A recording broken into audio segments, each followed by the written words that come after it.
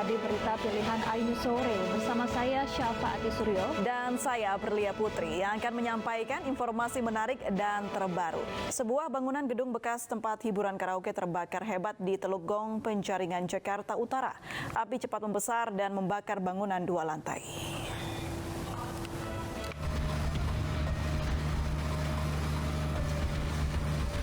Kebakaran terjadi di gudang bekas tempat hiburan karaoke di wilayah Teluk Gong, Jakarta Utara pagi tadi. Tidak ada korban jiwa dalam peristiwa ini.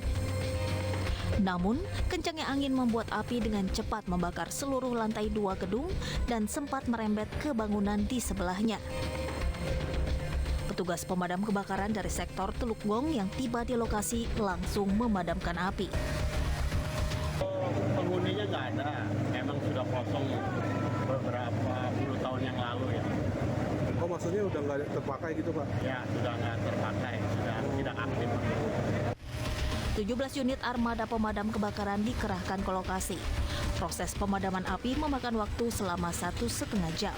Tidak ada korban jiwa dalam peristiwa ini. Dari Jakarta, Vendra Kurniawan, iNews melaporkan. Pemirsa, petugas suku dinas perhubungan menertibkan parkir liar di kawasan Tanah Abang dan Senen, Jakarta Pusat. Sejumlah motor milik pengemudi ojek online menjadi sasaran penertiban. Pak, jangan Pak. Pak, jangan Pak, tolong Pak.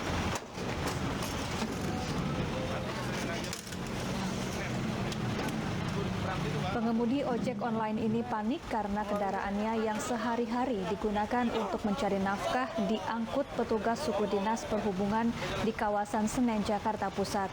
Meski sang pengemudi ojek online mengiba, namun petugas tetap menaikkan motor miliknya ke atas truk dinas perhubungan karena dianggap parkir sembarangan. Jangan Pak, tolong Pak.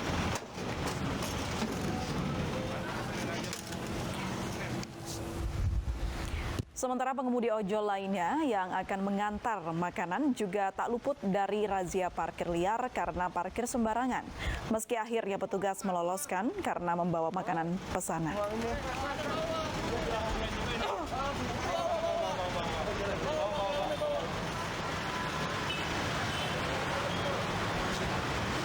Juru parkir liar panik dan bergegas mengamankan sejumlah sepeda motor milik pengunjung agar tidak diangkut paksa petugas Sudin Perhubungan.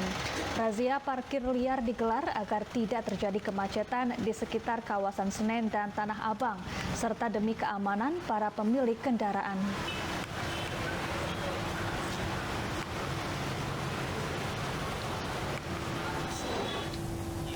Pemirsa, sidang nota keberatan atau eksepsi komplotan Verdi Sambo kembali digelar. Terdakwa Arif Rahmat Arifin didakwa merusak CCTV dan pembunuhan Yosua.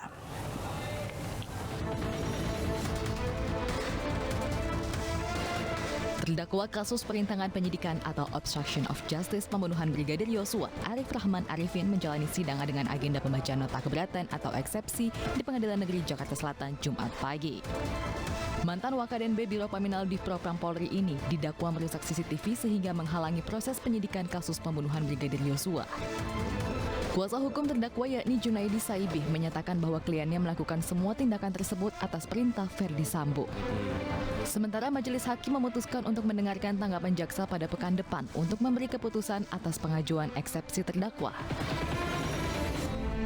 Kita bisa beralih ke hari lain selain dari hari Jumat atau yang diminta saudara minta di hari Rabu, tapi kita akan lari ke hari Selasa, bukan Rabu, di hari Selasanya. Kuasa hukum juga berharap majelis hakim mengabulkan eksepsi dan membatalkan surat dakwaan penuntut terhadap terdakwa Arif Rahmat Arifin. Ketika pemeriksaan itu BAP tidak sah, maka dakwaan yang diajukan sebagai bagian dari proses penuntutan menjadi tidak sah, sehingga itu juga harus dinyatakan tidak dapat diterima, dan itu berkas penuntutan dikembalikan kepada jaksa penuntut umum. Sidang lanjutan terdakwa Arif Rahmat Arifin akan kembali digelar pada 1 November 2022. Kapolri Jenderal Listio Sigit Prabowo berterima kasih kepada para mantan Kapolri yang telah memberikan arahan untuk perbaikan Korps Bayangkara. Sementara itu, berdasarkan sejumlah lembaga survei, kepercayaan publik terhadap Polri terus menurun akibat sejumlah kasus yang menerpa institusi tersebut.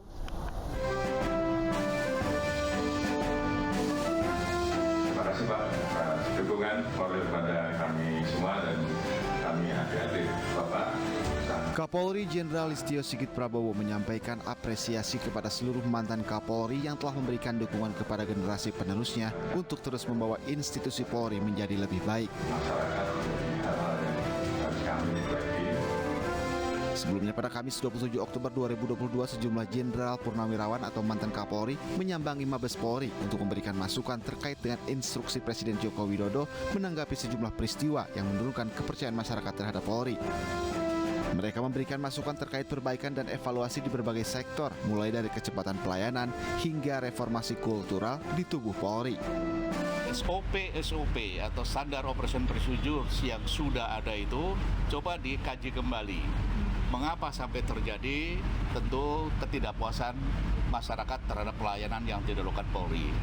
Termasuk juga kehadiran anggota Polri pada masyarakat yang sangat membutuhkan. Misalnya masyarakat melaporkan, kemudian berapa waktu, berapa lama laporan itu serga direspon oleh Polri. Berdasarkan sejumlah lembaga survei, tingkat kepercayaan publik terhadap Polri terus menurun.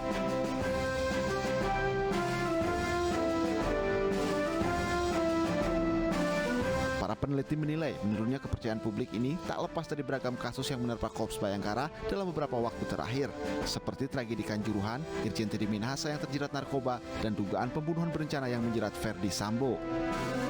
Tim Liputan iNews melaporkan.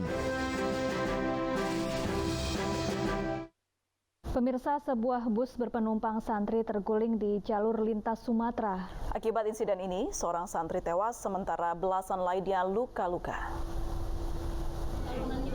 Diduga sopir mengantuk, bus antar lintas Sumatera tujuan Medan Mandailing Natal terguling dan masuk jurang sedalam 5 meter.